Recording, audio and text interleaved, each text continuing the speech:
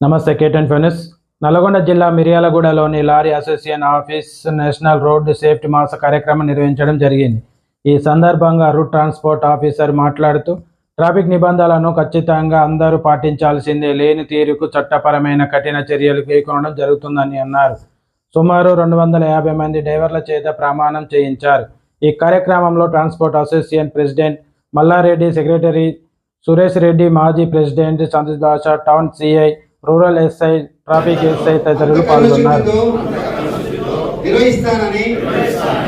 రోడ్డుపై ప్రయాణించినప్పుడు ట్రాఫిక్ నియమాలను ఉల్లంఘన గాని ప్రేరేపించడం గాని ప్రజలందరూ మన రోడ్లపై సురక్షితంగా ప్రయాణం చేయడానికి సహకరిస్తానని దైవ సాక్షిగా ప్రయాణం చేస్తున్నాను.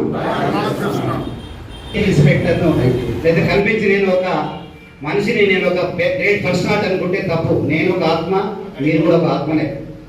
మీరు ఆత్మ అందరూ మనము అన్నదమ్ము లేకనే మనము నీ మనసు ఎంతో నా మనసు ఎంతో, నీలో ఉన్న జ్ఞానం కావచ్చు, నాలో ఉన్న జ్ఞానం కావచ్చు, కొద్దిగా తేడా ఉన్నా కానీ మనమంతా ఒకటే అని ఒక భావంతో ప్రవర్తిస్తే డెఫినెట్లీ ఆ సేవాభావం ఉండాలి.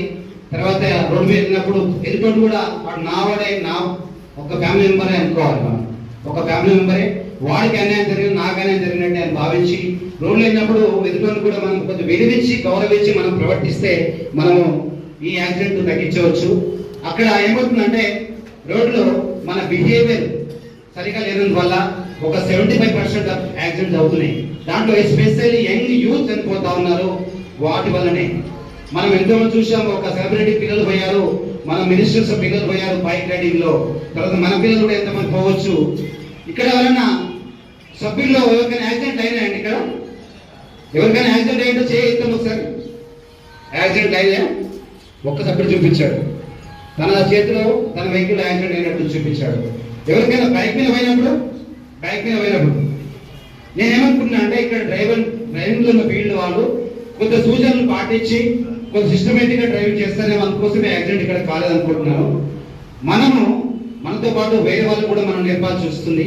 ఎందుకంటే మనకు రోడ్డు మనం పోయినప్పుడు మన పెద్ద వెహికల్ వాళ్ళము చిన్న వెహికల్ వాడికి సూచనలు ఇవ్వకపోతే వాడు కూడా వచ్చి యాక్సిడెంట్ చేసే అవకాశాలు చాలా ఉన్నాయి. కనుక మనము ఇందాక నేను చెప్పాను